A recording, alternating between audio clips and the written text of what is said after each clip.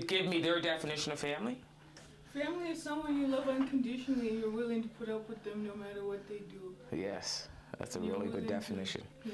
That's a really good definition. Family, you can fight with them, laugh with them, cry with them, do whatever. 5 minutes later, if you have a fight, then they're your best buddies again. Yeah. Get over it. Yeah. Get over it, that's right. Yeah. That's very interesting. Yeah. Okay. I'm trying to get a definition that everyone agrees with on family. So, I don't know, family is love, I guess. I don't know. That's what I see you mean. I love what she said. Unconditional? Okay.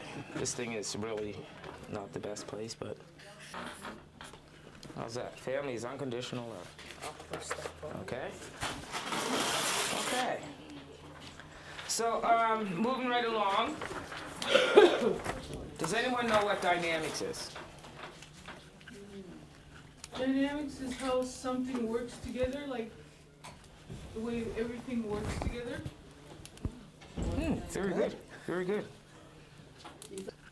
So it's how you handle your family fights and how you handle Saturday morning when nobody wants to get up and make breakfast, or it's how you handle everything you do. So. When nobody wants to do the dishes. Yeah, how do you handle that? Well, my honey, like when he didn't want to do dishes, he would just throw them in the garbage. The only thing he didn't throw away was the pots and pans because they were too hard to replace. So. Sometimes the ones that you love and the ones you hate is your family, and seems to me they're the ones that tell you the truth no matter what you're going to say or how you feel. That's right. That's good. They're going to tell you the truth, and sometimes you like it, sometimes you don't. Okay. Okay, thinking of family, and when we think about being adult learners, can you see how personal relationships can impact your role as an adult learner too? And your role as an adult learner will impact your relationships. As you go back to school, you change quite a bit. I know when I went back to school, my husband was pretty supportive until he realized how many times he had to wash dishes, how many times he had to help cook. He found out he really didn't like vacuuming very much. You know, and sometimes that strains the way you interact with people. Even though they're supporting you, it's still hard for them too because they're growing when they don't really want to grow as much as you do. So becoming an adult learner will impact your relationship. And we're going to do 3 skits for you right now that will talk a little bit about that. Things happen to you when you're in a learning situation and you're changing and you're growing. And sometimes it helps to know that these things happen to a lot of us when we're in those situations. We don't have all the answers, but sometimes if you know something's going to happen, you can be better prepared when it does happen for you. Okay, are we getting someone to help us with these? Just you and me. Just us? Do you want to be Andrea or Susan? I'll be Susan. Okay. This is a scene between Susan, who is a single parent. She's a mother of 3 children. Andrea, who is 12, Andrew, who is 5, and Martin, who is 4. And the other person in this skit is Andrea, her 12-year-old daughter. And the scene is, it's just after lunch on Saturday, and Susan sits down at her desk and is getting organized for an afternoon of homework and study for an important test on Monday. Her sons Andrew and Martin have gone to visit their grandparents for the afternoon. Andrea has gone to her room to gather up stuff for a sleepover at her friend's. The friend's parents will be arriving in 20 minutes to pick Andrea up. Susan checks her list of particular topics she wants to study and becomes engrossed in the first topic. Now we hear sounds of slamming, swearing coming from Andrea's room, and the sound of Andrea's feet pounding down the hall. Good, Andrea. So Andrea's angry and she's loud and she says, "Mom, stop working and look at me. Mom, are you listening to me?" Susan turning around. What's the matter? Why are you shouting? Did I hear you swearing in the room just now? "Well, Mom, I don't have any clean clothes to wear. I can have nothing to take over to Nancy's. Why don't you ever do laundry anymore? Andrea, I showed you how to use the washer and dryer months ago. You know I washed your clothes. You know how to wash your clothes. And you do a really good job of it. If you need clean clothes, you should have gotten up early and cleaned them. It's not fair. My friends don't have to wash their own clothes. You wash for Andrew and Martin. Yes, I do. But they're 4 and 5 years old. I washed your clothes when you were that age also. Now that you're 12 and you're perfectly capable of doing your own laundry, then you've been doing it for months, and I'm sorry if your favorite clothes are not clean. You have lots of other things to wear. Oh, Mom, I hate those things left in my closet. They're all getting too small. We never buy clothes anymore because you're in school and we don't have any money. Besides, you never even ask me if I need anything anyway. All you ever think about is studying. Now imagine if you're in Susan's situation. What do you say or do? How do you handle that? Because if any of us have kids, we know that as soon as something changes for you, it changes for the kids. And it's not always a positive thing, so.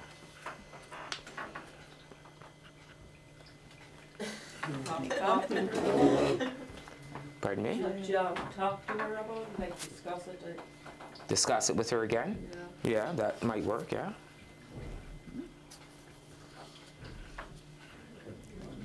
A lot of us just give in so we don't have to fight and don't have to worry about it, right? But then it affects how we learn, right? Because we're taking more time.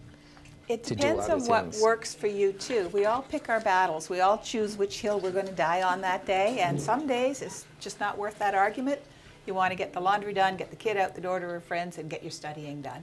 But you have to decide these things as you go day by day, and they will happen to you. Okay, are you Marie or Tessa on this one? I'll be Maria. Okay.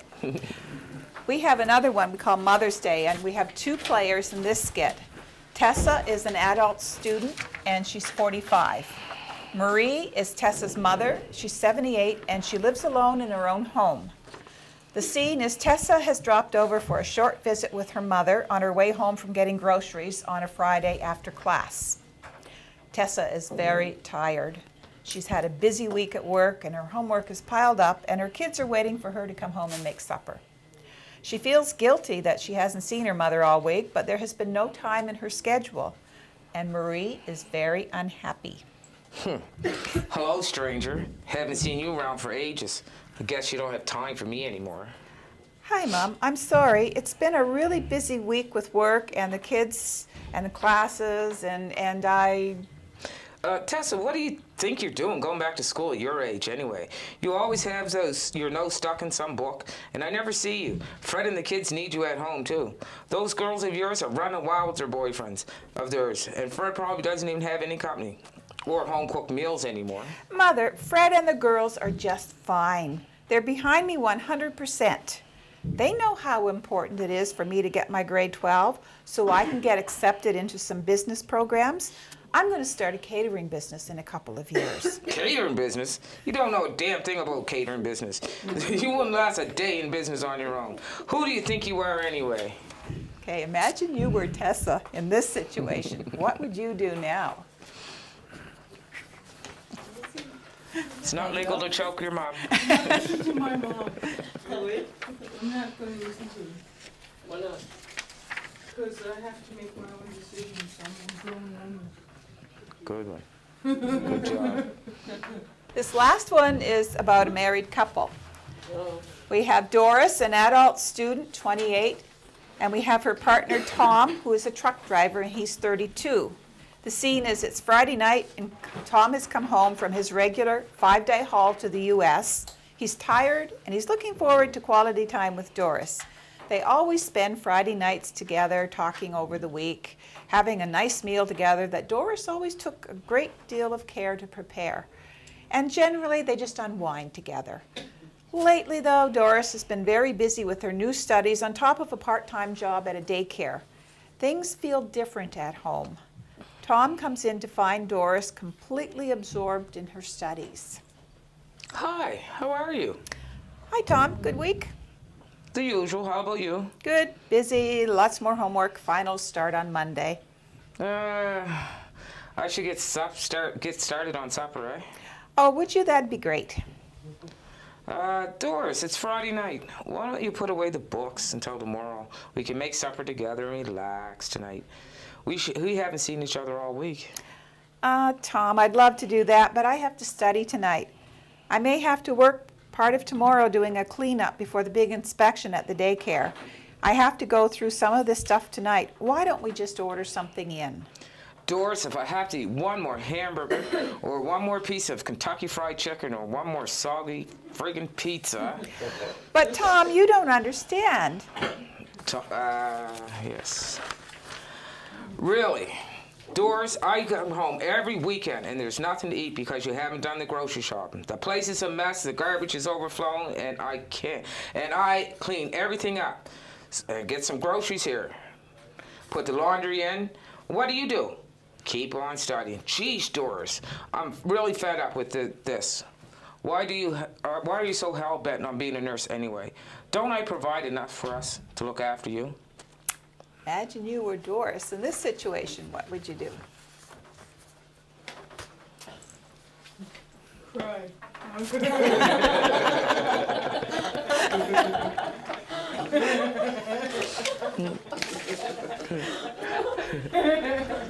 It's a sticky one, isn't it? This one's hard. Yeah. I mean, some people don't want to be dependent, though. They want to be independent and have their own career and have, have it all themselves, not to depend on anyone, even a husband, And then you have people that rely on you and depend on you. Dependence feels more better, Yeah. Being independent does feel better. It does. But when your children are used to you doing everything for them and then all of a sudden they're left to their own devices, and they find it a very difficult change for them, right? And the same with your husband. If he's used to having things his way on Friday night and it's been 2 months and Friday nights are just not the same anymore, then, you have to look at it like that too, right? So. Not everyone wants to be a housewife. No, that's true. And that's why a lot of people go back to school, so that they can be something different. And even though your family's supportive, the support kind of stretches and stretches and stretches. And sometimes it snaps, but sometimes it doesn't. Sometimes the person realizes, okay, this is really what I have, and I have to work with this, and, yeah. Those are the issues that arise, and every individual deals with them differently. It's really difficult to stand here and say, I can tell you what to do because I can't. No. We had to go, Jean and I both went through this with our partners, and still go through it every time we go back and do something else. It's a new hurdle that you have to look at. So the only thing I can say is be prepared and think about discussing this with your family when you do make decisions to go through programs. But your solutions will be very different from mine. They'll be very different from Jean's and from each other's in this class. So just knowing that it will come at you will help.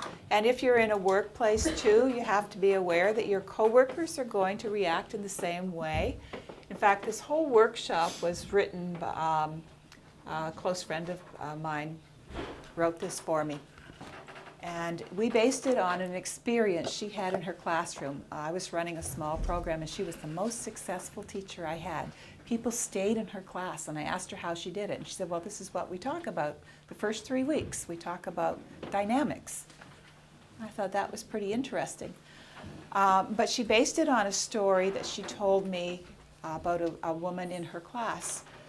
She had a sister who lived in Ontario, and we were in a small Nova Scotian town, and this woman was in an upgrading course. And every night, the class was Wednesday night, and every Wednesday night she'd go home from her course, and there'd be a call from her sister in Ontario who would rant and rave at her for about 20 minutes before this woman hung up. And she'd tell her she was acting as if she was somebody else, acting as if she was somebody important. So that's why we named the workshop Acting As If, because that's an opinion sometimes families have of us. Okay. Evaluate the 3 places you study most frequently to see which one offers you the most. Identify the 3 locations in the blanks below. List them in the order in which you use them most frequently. Then answer each question according to whether the statement is mostly true or mostly false about each of the places you have identified. Okay. So the reason we're doing the study environment is so that people can understand where the best location for them to study is. We all think that our favorite place is the best place, but generally we find out that it's not. So that's one of the reasons we're doing this part. And also to help identify the best location that we have to study. 1, there are a few distractions, such as the phone or the TV here, and one of the 3 locations that you've picked for your study.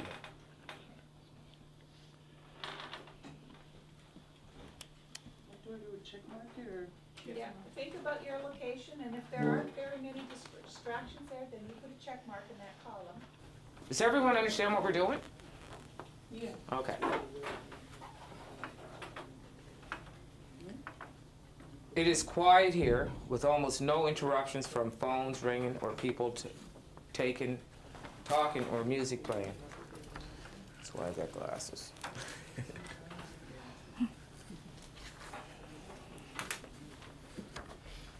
I can keep my study materials here all the time. Knowing the best place to study, where there's the least amount of distractions and everything is perfect, is probably the place you should study at the most. I'd like to discuss how you handle the distractions when you're studying at home or even at school or wherever it is your favorite study place is. The information that you give us helps other students to find new coping mechanisms and to deal with, yes? Sometimes I play loud music to study. Sometimes you do? Classical music or just any kind of music, just to study. I live alone in my apartment, so I got no problem. You have no, none of the neighbors bother you? They don't bang on your doors? They're Or hardly home anyway. most wasted study time is wasted by distractions such as talking to friends, keeping one eye on the TV, playing computer games, reading unnecessary materials. Next time you sit down to study, mark down your starting and end time. Then calculate exactly how much of that time was actually spent studying. If lots of the time is being wasted, you may need to move to a less distracting location. A reward list. It is important to reward yourself after a job well done. If you complete a whole chapter, pass a test, learn something new, reward yourself. Think about what you will do for yourself. Write down your ideas. Point out that the rewards don't have to cost a lot of money. Give the participants 5 minutes. We have my rewards list. It's handout number 7. And I'm going to give you 5 minutes to record your thoughts, and we'll talk about it when you're done. Think of some really good things that you really deserve, or really want, and use them for rewards. Are we done? Yep. Okay, does anyone want to share some of their rewards? And then we're going to go for a break. Take a hot bath. Hot bath, that's a yeah. good one. I like that one. Baked goodies. Baked goods. Go swimming. Go swimming. Have a cold beer. Have a cold beer. Drive to Tim Hortons. Drive to Tim Hortons. Here you go. Movie. What about Ethan? You got something good over there, Ethan? I got stuff. What do you got? Exercise, visit my friend, take a nap, pray. Okay, this next session, session 2, is called A Lesson in Saying No. Does anybody have problems saying no to people that they love? Anyone have any ideas on when it's safe to say no or when it's safe not to say no? I don't know. I wouldn't really. What do you mean by safe? Well, sometimes it's not safe because the person who you're saying no to, they may be violent. They may not accept no easily. They may... During a robbery, I wouldn't say no. No, during a robbery is not a good time to say no. No, you're not getting that, get out. Or when my boss asks me to work overtime. Not safe. Or when you don't want to sign a sheet saying that it's okay to videotape you. Not safe. Not safe. So, I mean, there are times when saying no is just not realistic. And, Yeah, you have to look at the power structure of the situation you're in. Right. Sometimes when in a relationship, saying no, even though your safety's not at risk, it could risk your relationship. And that in that time you have to decide, okay, how important is it for me not to do it, or how important is it for me to do it? And sometimes you have to say yes, even if you want to say no. So that's just, okay, so make sure it's safe to say no. Like when you're being robbed or a person is drunk, because you know how people get when they're drinking, and they're not very reasonable when they want what they want. And it's like kids taking temper tantrums. Even though you say no and you say no and you say no, get them off the floor and out of the store, yes. So sometimes you just have to say yes. Okay, say no clearly. Like, no, I'm not doing that. No. No. Reflect the feelings of the other person. I can see you're angry. However, I really can't babysit for you tonight. So no, I can't do it. Or I can see you're really excited and you want to go to that show because you got the tickets free, but I can't babysit for you. You have to find someone else. You have to take care of yourself as well as you want to take care of somebody else. Give your reasons if you want to. You don't have to explain to anyone why you're saying no, but give your reason if you want to. Like, okay, I'm saying no because I did it last week for you and you were so late getting back. I'm not taking the rest this week. Or I just plain and simply don't want to do it. Don't want to. Number 7, keep saying no. Keep saying it. Keep saying it. Okay, we've got a skit here that will take 2. Do we have 2 more people? Elaine and John are going to do one. Okay. Those of you who don't want to act in a skit, could we ask you to support those that are actually practicing? Maybe you can give them some tips and help them with their lines.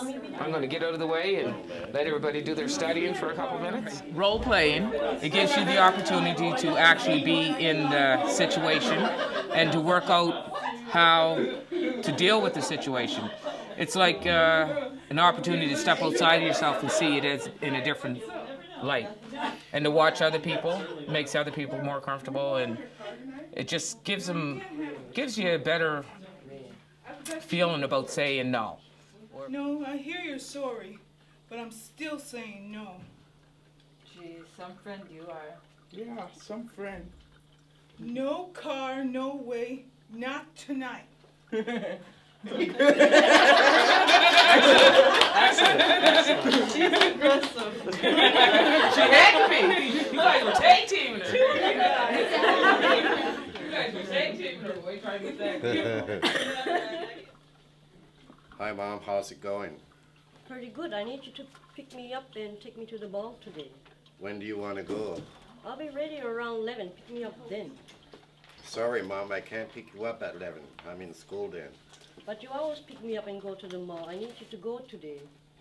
I can see you're surprised. I guess a lot of things will be a little different. Now I have to go to school every day. Yeah, you can miss school this once. The teacher won't mind.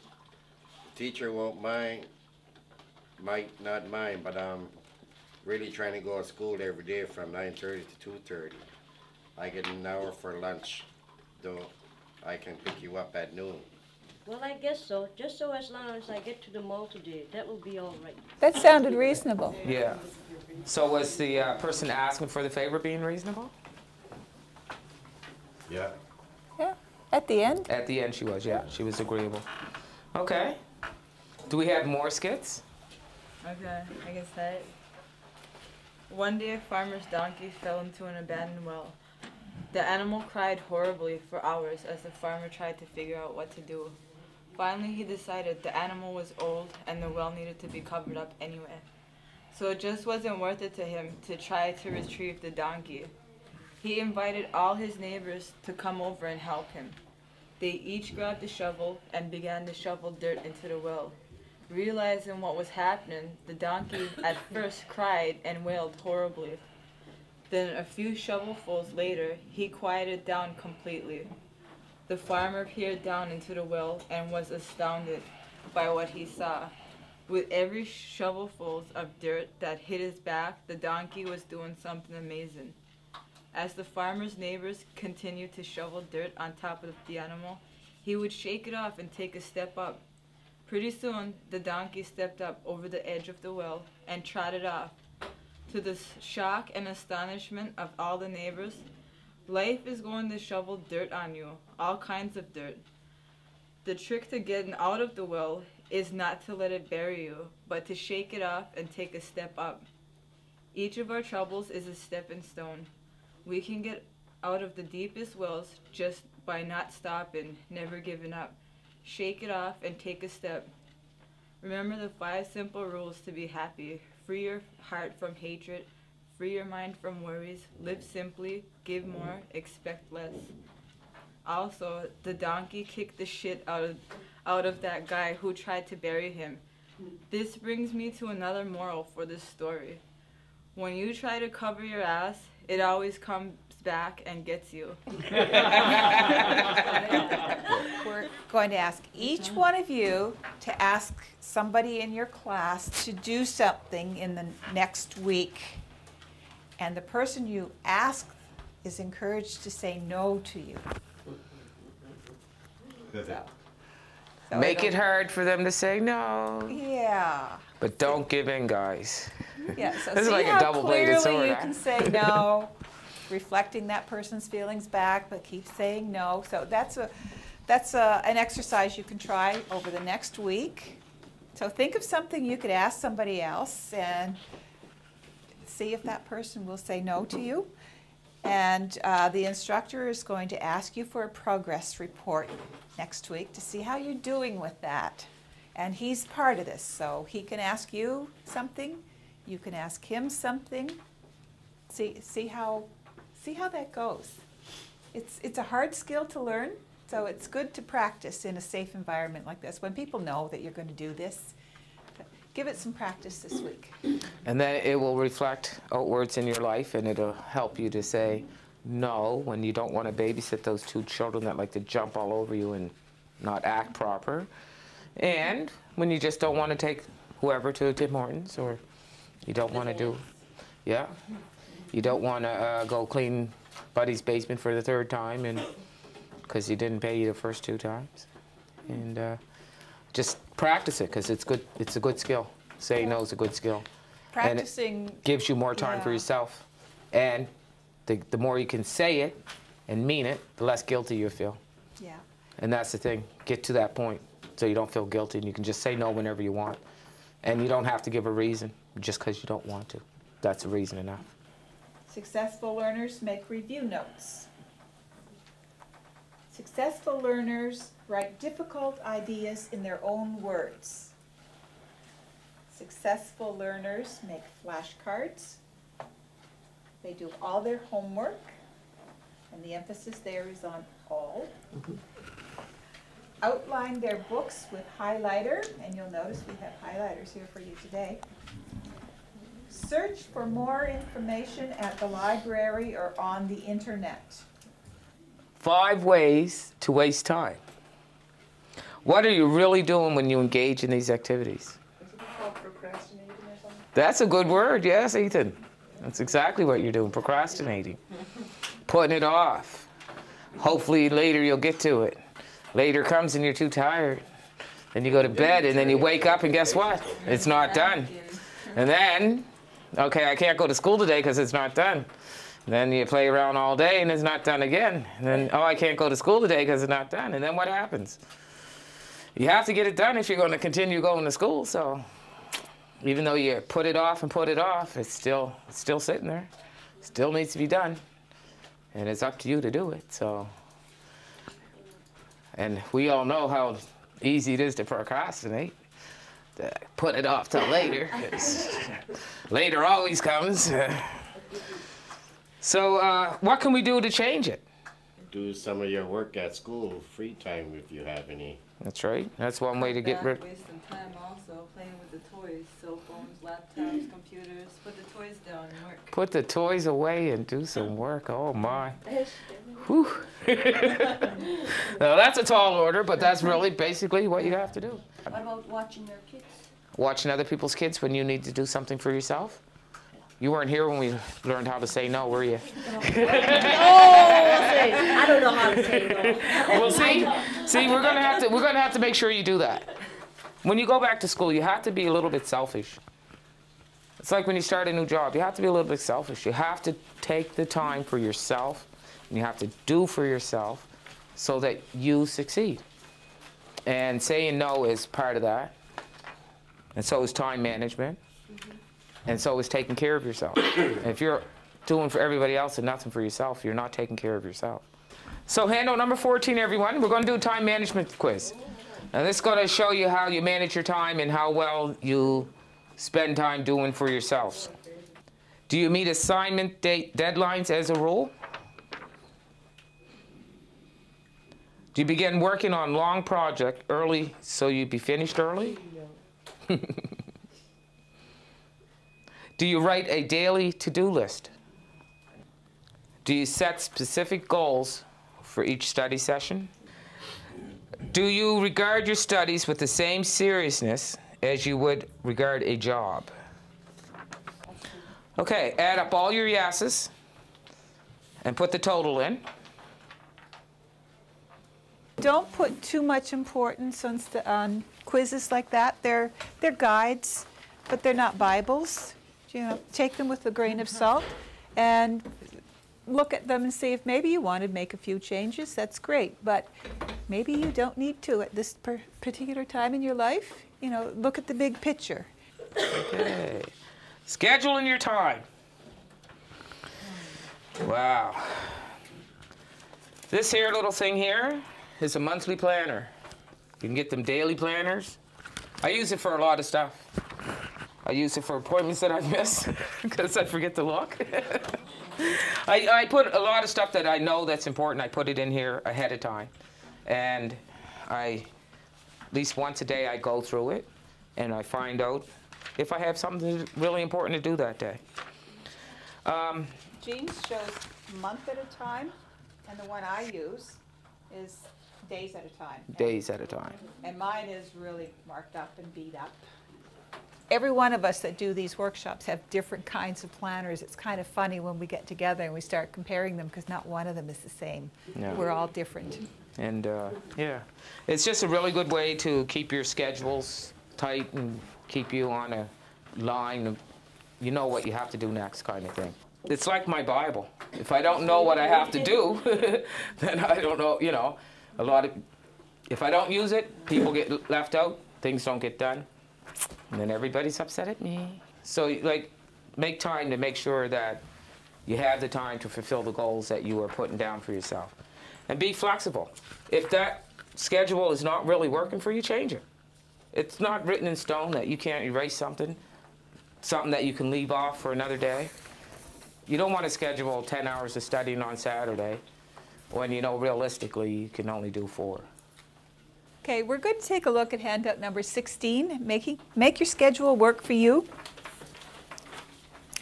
There are 8 points there, and again, these are tips. We're not reading the Bible here. These are suggestions, and some of them might work for you. First one is study when you're most alert.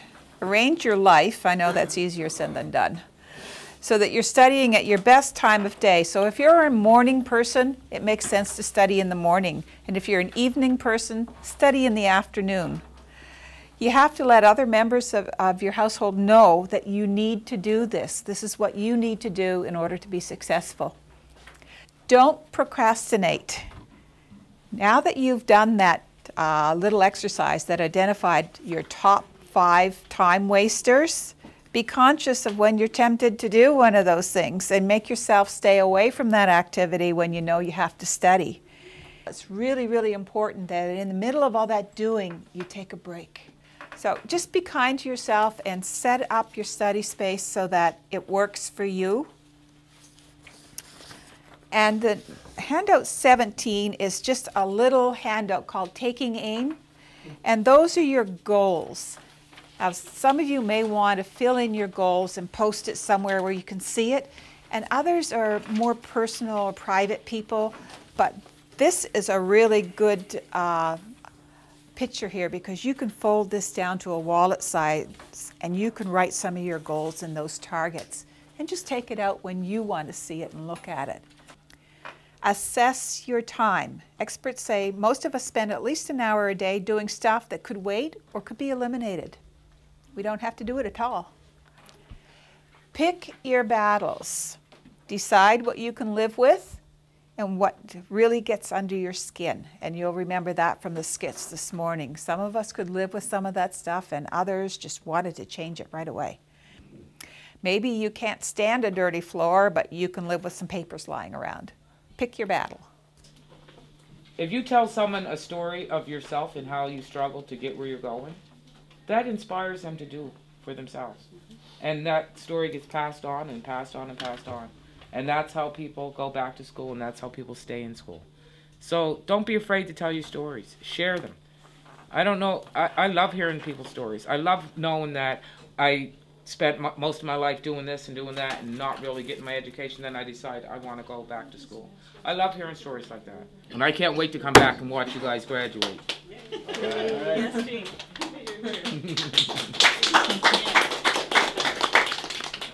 Yeah, one time I was babysitting, and kids I was babysitting one time, one of them didn't want to go to school in the afternoon. And so I said, don't matter to me, you don't have to go to school, no one's forcing you. I told them, So I said, well, what do you want to do when you finish school? Do you want a big pile of money or do you want a little pile of money? And of course, they would answer they want a big pile of money. And I said, in order for you to do that, you've got to go to school, got to go to college and all this stuff.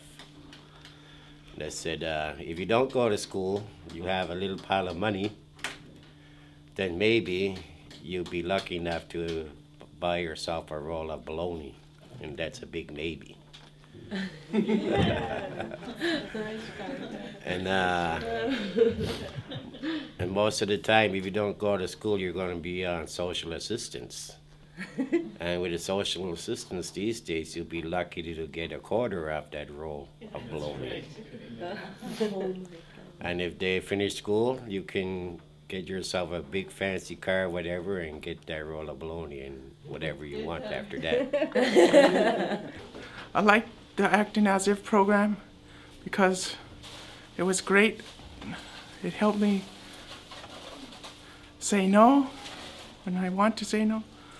I wanted Literacy Nova Scotia to come to Eskasoni to not only to share, but, you know, well, it was for, I wanted stories to be shared and also lessons that people have, everyday basis, people have problems saying no, and that's one of the biggest problems also, saying no. Sometimes it can lead to guilty feelings and, you know, some people procrastinate because they can't say no. I'm one of them. I hold it off, I hold it off. I was supposed to be in college when I was 18, and by now I should be done and graduated, but I held that off because I didn't live for myself. I worked for others, you know, practically for free, and I didn't do what I wanted to do, and it made me unhappy. And the most important thing to me when I was young was always education. That's how I was taught. You get your education, you get your career, make your own money, get a car, and, you know, social assistance is really nothing. And the program really helped me. It built me confidence, and also public speaking, no more nervous wreck, and it also helped me with saying no and standing up for my own rights. And the program was great for me. It made me feel more optimistic and outgoing. And I love the program, and I want to stick with it for the next year or so. I like Literacy Nova Scotia. It's positive also, and good. It feels like a fresh start for young adults, even for any adult that held off their education because of other things.